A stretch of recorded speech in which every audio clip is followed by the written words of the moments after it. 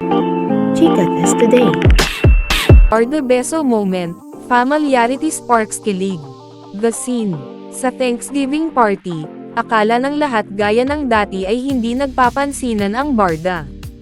Pero sa isang captured moment, makikitang nagpansinan naman pala sila, at masyado pang obvious. The beso plus back rub. Pagdating ni David, kunwari patay mali siya si Barbie.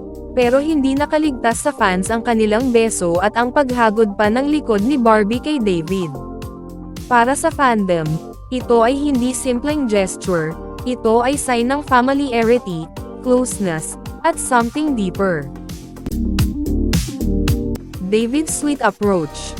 Hindi rin matiis ni David na hindi lumapit kay Barbie. Mapapansin ang mga pasulyap at ang kilig ng mga kasama nila.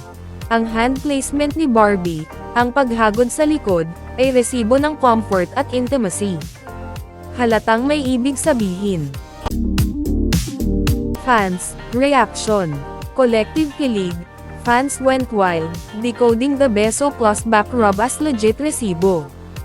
Memes and threads. May gumawa ng memes na, patay mali siya pero obvious, habang ang iba nag-thread ng familiarity coded analysis. Decode energy. Para sa fandom, hindi na ito simpleng friendly gesture. Ito ay clue na masyado na silang obvious. Conclusion. Thanksgiving party turned kilig festival.